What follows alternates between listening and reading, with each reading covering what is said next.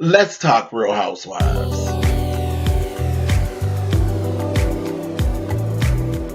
And I'm like, come on through, Cookie. I want to put my soapbox. That's basically it. Let's talk about drag and all its forms.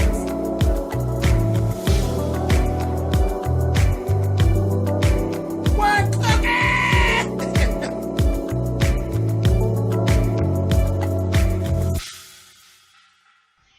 Hey guys, thanks so much for clicking on the video. This is my review for Season 10, Episode 7 of Real Housewives of Atlanta.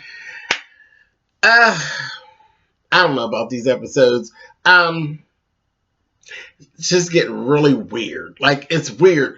There's not enough going on, but at least they ain't fighting too bad. You know what I mean? It's weird. But anyway, first thing we see Sheree and Porsha. Child, Sheree, stop fucking playing games. Sheree's out here at this really interesting store. She's shopping for doors. Okay? She's doing the bottom floor of Chateau Sheree, and she's talking about having a wine cellar. You know, I can't take these rich bitches. She doing wine cellar and all. There were beautiful doors. I mean, beautiful. Child, she flipped the tag on one of them. This door is her and Porsha. Even Porsha had to step back. $9,000. Fuck you, Sheree. You stop playing these fucking games, you bitch. You are not even a $9,000 door type of bitch. Here, you're not, and you know you're not. Quit your fucking playing. Selling them t-shirts, not going to buy you a $9,000 door and those damn pictures at the gay pride. Not no $9,000 door, bitch. You're not even a $900 door type of bitch from over at the IKEA. You know you going right on down there and get them wooden ones with the hole in them, honey, with a $7 handle, bitch. Quit playing. Quit playing. And then you and all this shit with this boyfriend in jail. Anyway. But Porsha sitting up on her confessional giving, well, all right, girl, spend the money. Stop playing, Porsha, bitch. You know she got no damn money. Anyway, ridiculous. I don't know who they think they be talking to. You just gonna clown us all together. Whatever. Anyway, so then we got Kandi, Kenya, and Cynthia over at Cynthia's house. They talk about the funeral a little bit. You know, she didn't go too deep into it, which was good because I didn't really want to do all that. I didn't feel like drumming those emotions up. Said everything just went fine, and I'm like, that's cool. They talked about Sheree's inmate, and they got a good kiki. And then they actually did. Cynthia told her, you know, you were the topic after you left, and I just felt like I got kind of pissed off with the girls, and I got pissed off with you because I feel like I got left out there hanging because you got me looking crazy out in these streets. Trying to defend you, and I don't even know, like, what am I telling these people? You really didn't invite me, and I really do feel some kind of way, and I'm like,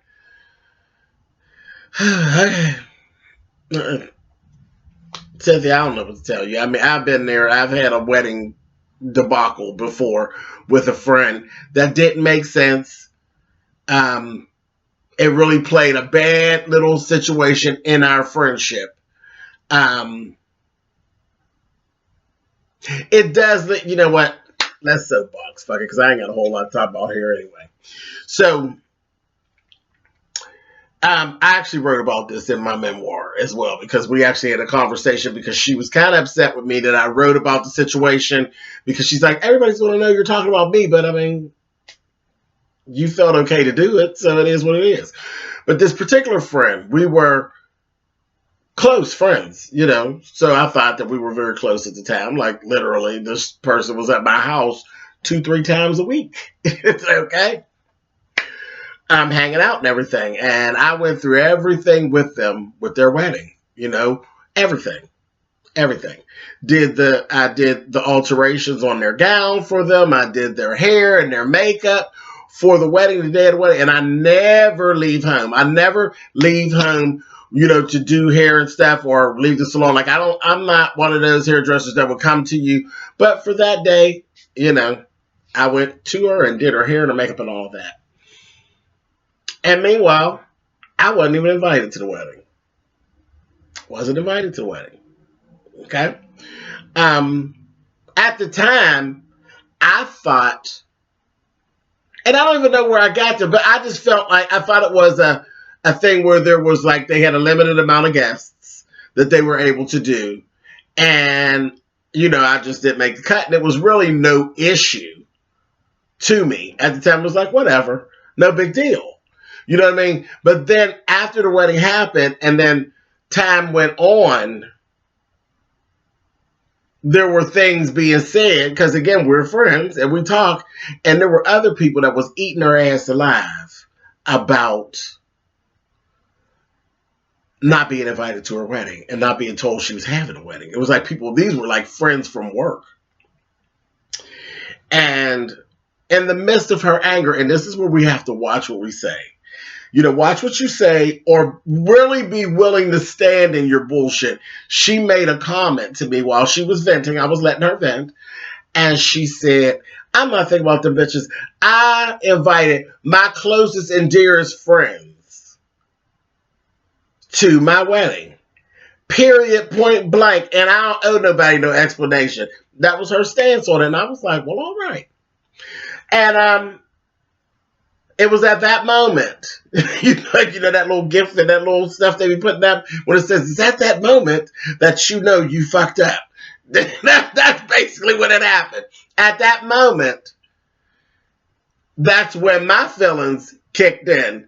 And I said, well, ain't this a bitch? But I couldn't get mad. I couldn't get mad at this child because of the fact, yes, it's been over 10 years and all that. And she actually is one of my children's godmother, okay? This is so ain't no real, no kiki about what friendship we were supposed to have actually had. I'm so sorry, but I actually did I thought that I was one of your closest and dearest friends. I thought I was. You know, I'm sitting around with this many of your secrets, you know, that I would never tell. All that type of shit. We're together 3 days, 4 days a week. Hang everything. I've been around since when there wasn't no motherfucking husband, when he wasn't even in the picture. I've been with you through 12 different relationships and shit like that. So it put me in my feelings. And I just kind of said, you know, well, damn, that was kind of interesting. And it all kind of just made sense. So this is kind of, I understand where Cynthia's at. I do understand where Cynthia's at, where the shit doesn't make any sense. And it actually doesn't matter what you say at this point. It'll never make sense. It'll never make sense.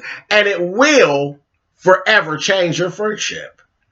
Your friendship will change. Now, a lot of folks felt as though that should have ended the friendship. You know, my mother was one of them. You know how my mother is about me. My mother was like, yeah, okay. And it forever changed the way my mother looked at that person. But I explained to my mother, I'm not going to end the friendship because, one, some of this is actually on me. I'm going to take ownership of it. Some of this is on me because she never said that I was one of her closest and dearest friends. That was my feeling about the relationship. So you can't hold that on her because she didn't say that. So if you're going to be real, be real. And y'all know I play real. She never said that. That was just who I thought we were to each other. But I was wrong. So fine, I'll take the hit for that. But moving forward, you know, it'll be cool. I ain't going to misuse you and shit like that. I ain't going to do nothing like that. But I know who we are to each other. And again, you know, I mean, we went through a whole lot of shit with it. And of course, yes, she's apologized and all of that. And I accept the apology. It's fine. Because you wanted to give the apology. I didn't think it was really necessary because it's not true. It's not an apology. It's really a backpedal and a pussy pop is what it really is. You did what you did. And basically, you used me. You know, I don't give a fuck how you look at it. I don't care how many years go by. That is basically what it is. And like I said, when I put my book out, we ended up having this whole conversation. You know, she wanted to sit down with me because she was really upset because she felt as though people were going to know that you're talking about me. Well, who's supposed to eat that? I mean, that was a pivotal thing in my life. That was a lesson that I learned about friendship that was really, really pivotal in my life. And I'm writing my memoir. That definitely, of all the things in the book, that definitely had to play a part in the book. And I'm like, no, I ain't taking it out. It is what it is. You know, she didn't like that, but we've made it past that, and it is what it is. But again, we cool. But again, our friendship was forever changed. Forever changed. And a lot of people, and you know, I always fuss about how I don't forgive and stuff. I've done some forgiveness. So just so y'all know, I have done some forgiveness. Some of it I think is stupid. You know, and I still feel like I feel about forgiveness. Forgiveness is, anyway, we ain't gonna go into that. I'm already soapboxing and I'm getting ready to get down. So, but bam, bam, and I'm back. And like I said, I kind of feel where Cynthia's coming from. But Cynthia, you got to figure out what you're going to do. And then you go forward. Either you're going to accept it and let it go, or you're going to leave the friendship alone. We know you're not going to leave the friendship alone with Kenya. You like Kenya. So just accept it and be done with it. And don't let nobody else's conversation put you into that where then you're mad at Kenya. Fuck all that. Ain't no need to be mad at Kenya. It is what it is. Yes, y'all's friendship is definitely going to be forever changed. And just move on. Just move on.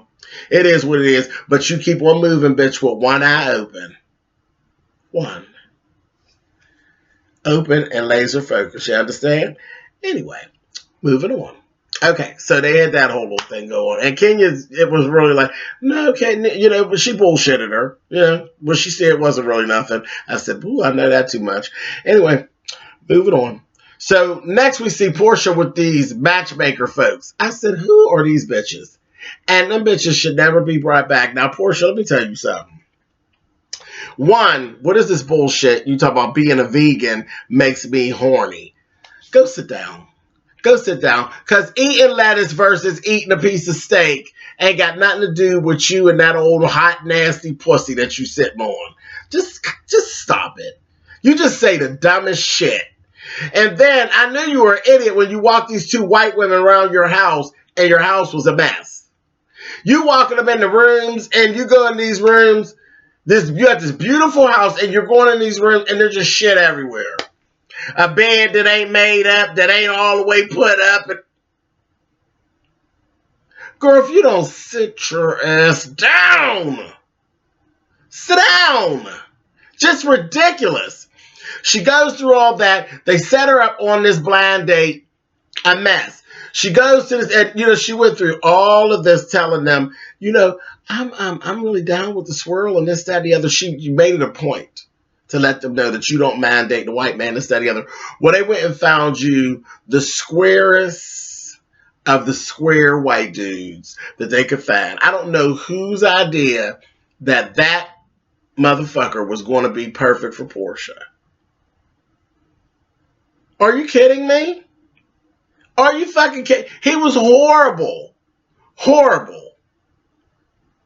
And she's already starting with her bullshit in the car where they said, well, he's going to have on a blazer and some jeans. First of all, a blazer and jeans done properly is the shit on a man. I don't know what shit you talk about, Porsha. Everybody ain't walking around in no damn suit. And you didn't need to be with a guy in a suit. What you had on was perfectly suited with a dude with a nice, but not that shit, because he had on some shit was down to the Marshalls on the clearance rack. I'm talking about a real blazer. A real decent blazer.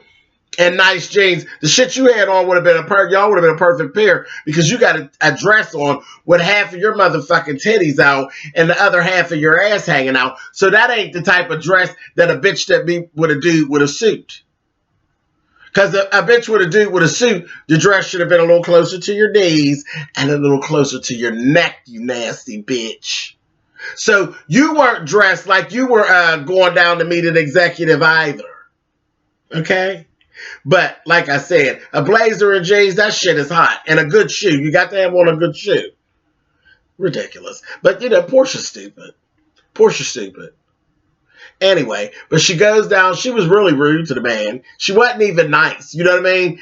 I didn't like that. You went through all of the shit. You hired the people. They brought them there. It really wasn't for you to be shady to him. You weren't nice. You were shady to that man on camera, which I'm sure when he watches that back is very embarrassing. So I hope that Andy and them cut him a check to actually make an ass of himself on TV, or you make an ass of him. Because I didn't like that. I didn't like that at all. But he was a horrible pick. And them two bitches that came and went all through your house and stuff, then again, you know what? They might have picked him after they looked around your motherfucking house.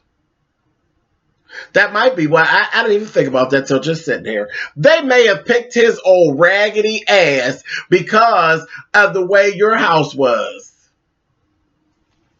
You know what, bitch? Probably. Bitch, they got you, bitch. Because when you really think about it, you have this gorgeous house, and you come into the foyer, everything is beautiful. It's all chandeliers and good shit. And then you walk through the house, and it's the projects. And the inside and in the back. They told you you was going to meet a guy with a blazer and all that, and then when you got there, bitch, it was down to the marshal's clearance rack. They probably picked him due to the status and the state of your motherfucking house. Okay, well, I'm done with this because I guess it all worked out. Good evening. Moving on. I didn't even think about that when I was watching that shit. Bitch, they got you. They got you the perfect. They're going to bring them back, girl. They did a good job. Moving on. Anyway, next we got Cynthia goes down to see Peter. We found out Cynthia, well, not found out. We already knew Cynthia had went into another business venture with Peter, but I had forgot all about it.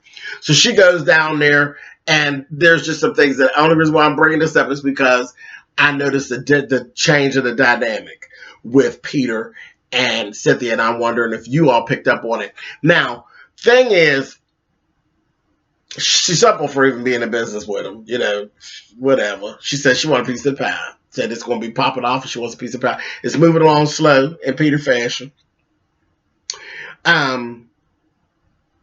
But the dynamic of how they deal with each other has completely changed. They're not together, so they still flirt with each other and they really still want to fuck each other, and I believe they really do. Because, who bees around Peter and don't fuck him? Really? Get over here, Uncle Ben, and give it that penny. So I believe they still do have. They're jealous. Both of them are jealous when they talk about other relationships. Both of them. And that's just natural, because as far as bedroom stuff and attraction, they never had a problem. Their problem was how Peter talks to Cynthia and how Peter fucks up the money. That was their issues, okay? Now, that's the thing that has changed, that dynamic. Do you remember when they were first getting together and they first got married and they were doing business and Peter would be fucking up and Cynthia's tiptoeing around, and anytime she mentions something, he hollering at her and shit and talking all crazy? See, that shit's gone now. She don't tiptoe around that motherfucker no more. She's like, listen, what's the date? When's it going to be done? What about my investment? What we need to do to up my investment? Now you talking to him like a business owner, bitch, instead of some docile, simple-ass wife. So that's a good change. They're better not together in most areas. Even in that fucking area. They're better not together. They ain't had no business getting married. They got married and fucked it all up. But yeah, she talked to him like a boss bitch now. I was noticing that. Tell me what y'all thought about that and the way that Cynthia deals with Peter as far as things that are important now and not dancing. Do you feel the same way? Or tell me what you think down there in them comments. I'll be reading to see. All right, moving on. Now, I'm going to say this. Say something nice about Kandi, y'all. Kandi, out of the whole Housewives situation for the last few years, Kandi has the most interesting character for this whole series in her house. and his name is Ace. Ace is about the most interesting and the most alluring thing on this television show. That baby is so happy. He is such a happy little boy. Do you hear? Every time he gets on the screen, he literally lights up the screen. He just smiles and he grins and he's just so damn happy. And the thing with Kandi, I want you to stop this downplaying yourself as a mother and this questioning yourself on how you're parenting. There's nothing wrong with how you're parenting. There's nothing wrong with how you're juggling it, but you are making it work. You're making it work, and you look at that baby. That baby tells the story. That baby knows you. He knows you're his mother. You can tell it. You know what I mean? Because kids, it's not like he's just all drawn to other people and not drawn to her. He runs to her. He runs to talk. He knows who's who and what role each person is playing. You're doing fine. Everything you're doing is fine, girl. You keep rolling like you rolling. But Ace is a joy to watch. He really is. He took his little swimming lesson. I said, oh, get it, Ace. Scared me to death. And that's something all kids, little kids, I believe, do need to have those survival tactics. Because that's what swimming is. It's a survival tactic. And I think all little kids do actually need to be in swimming lessons when they are very young like that. And I'm upset with myself that I didn't do it with my boys. I should have, because it's a survival tactic. You never know when you're going to have to rely. My mother can't swim. 67 years old, she can't swim. And that's an issue. That's really an issue. Kandi, girl, you're doing a fantastic job when it comes to Ace. And I think you did fine when it comes to Riley. Speaking of Riley, child, Riley is just as passive aggressive. Oh my God. When her and Kandi were out, Riley was pumping this thing. I've kind of just seen over the years, it just kind of seems like Riley's a little spoiled. And it's showing up more now that she's a little older. But again, she's turning into a woman, and she's turning into a mother, actually, because Candy's very passive-aggressive. And I see a lot of that in Riley, and Riley puts that shit on everybody. She's passive-aggressive to everybody. If you're not doing exactly what I want, I'm going to make you feel bad. And I see that in her. She didn't get rid of that. I don't think she'll ever be able to. I think it's just part of her personality. It's part of her DNA. But that ain't a real good trait. But little Mr. Ace, happiest person on the cast, most interesting person on the cast. He is a joy to watch. He really is. Anyway, moving on. Cynthia and Will, that's his name, yeah, Will, the little guy. Kandi and Todd went out on a double date out on a little boat. And they was grilling him like Mama Joyce. I didn't like that. I was like, damn, y'all, like, chill. It was kind of tacky. And especially, Todd, you should even been down with it. Like, for real? You being a little shady because of Peter, and Candy's that went all in the man's background. All that was like, that was kind of, if I was him, I would have told Cynthia, listen, I'm going to tear your pussy up here and there. I'm going to do that. But I don't want to go nowhere else with your friends. No more. Period. And if he were to marry her, I would be very much like Kenya's husband, not involved with the rest of these motherfuckers. I wouldn't even deal.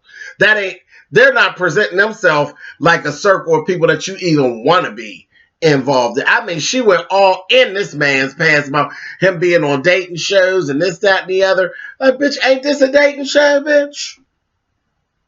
Because as far as I'm looking, this looked like a motherfucking dating show, too. You the only bitch in here with a husband. Good evening. That was a mess. I ain't like that too much. Anyway, Sheree and Jack Daniels. You see how Jack Daniels looked at Sheree when she told him she was dating a motherfucking convict. He said, oh, you got a boyfriend. Oh, he's locked up. All right, Jack Daniels. Sheree, you're ridiculous. You're ridiculous, and I don't know what you think this storyline is doing for you, but it got you looking foolish out in these streets. It really did. Foolish. Completely foolish. You're too fucking old to be this ridiculous. Dating a convict. Girl, sit down. Anyway. mess. I ain't going no further with that. She actually sat the kids down and told them about Bob beating the shit out of her. You know? So that was interesting. And I just can't with Cairo. I just looked over there at Cairo. Cairo's just a goon, child. My God. Poor thing. Just a goon. He always looked like his mind is somewhere else. I was like, Lord have mercy. But it was interesting.